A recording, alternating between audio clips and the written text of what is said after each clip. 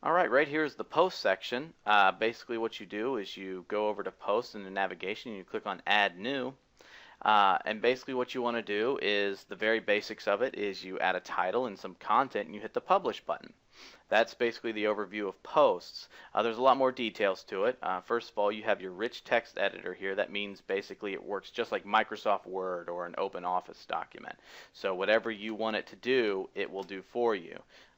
Such as if you want to hit bold, you don't have to know the HTML behind it. You just click the bold button and there you go.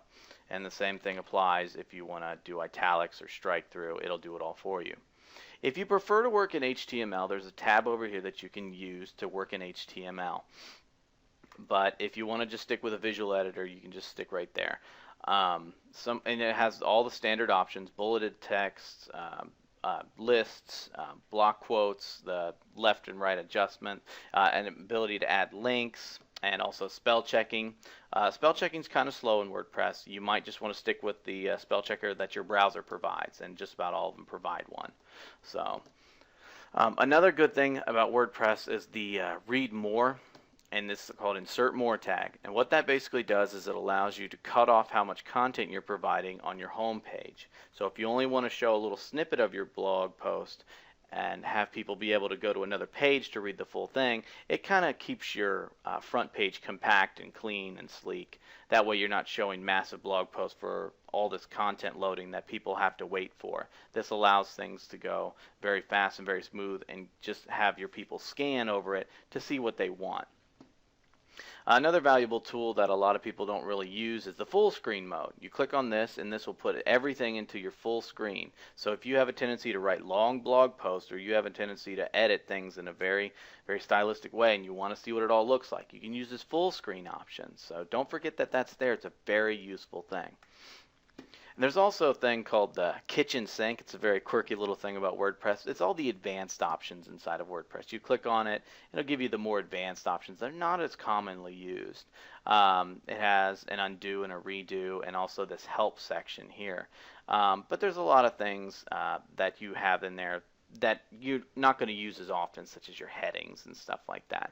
But just know that it's there in case you want to use it. So that's the kitchen sink. On your right hand side, you have your publishing options. You can save it as a draft, preview it before it's published, and then you have these three items down here. This is the status of your actual blog post. If you click edit on that, right now it's a draft because I haven't published it, but if it was published, it would say published. But you also have a couple different options. If you have a multiple author blog running, or if someone else has to review it, you can put a pending review on there. And that will allow people to basically say, hey, this is ready to be reviewed and published. I just need you to take a look at it first. So that's a really good option if you're a multiple author blog owner. This is your visibility, is the next one. Right now the visibility is public, so that means that the moment that you hit publish, it'll start going on your home page immediately. There's a couple different options you have though. First of all, under public, there's a little option that says stick this post to the front page. That's basically a sticky, such as in a forum sticky. Basically, it doesn't matter what else comes before or after it. This will always be in the top first post of your front page. So if you have something that's important that you want to announce to your blog, you basically want to put that as a sticky post, and that's how you do that. The next one is password protected. Basically, it'll still show up to everybody as a post that you can view, but in order to view it, after they've clicked on it, they're going to have to enter a password to see all the content. So this allows you to keep maybe protected content under passwords, such as downloads and videos and premium content.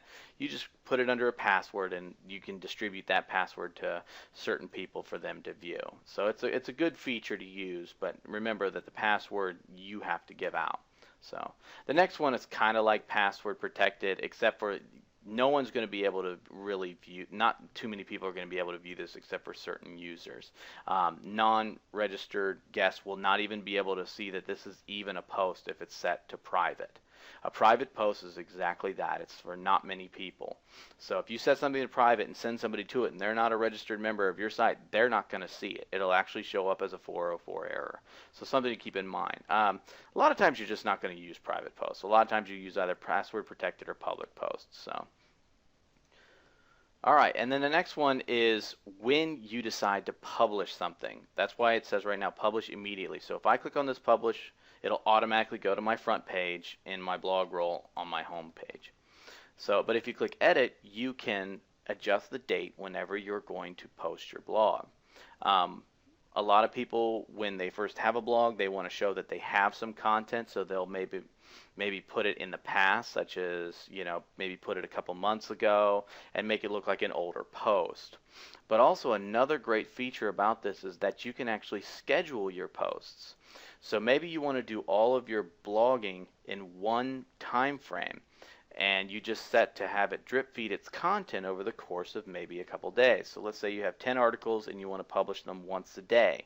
Well, you don't have to go back every single day and publish it. You can publish all your articles at once and just schedule them to post on a different day. So basically this one I want to maybe schedule for the 9th, so I want this to go tomorrow. So I click OK, and it actually says schedule for, and this changes the schedule. So it's a really handy feature if you want to keep yourself organized and kind of maximize your time instead of always having to come back and do the same tasks every day. So down here, next option is the post tags. Basically, there's a little keywords that you want to put in there to kind of let people know what your individual post is about. If it's about the iPhone, you want to put iPhone in there. If it's about money, you want to put money in there.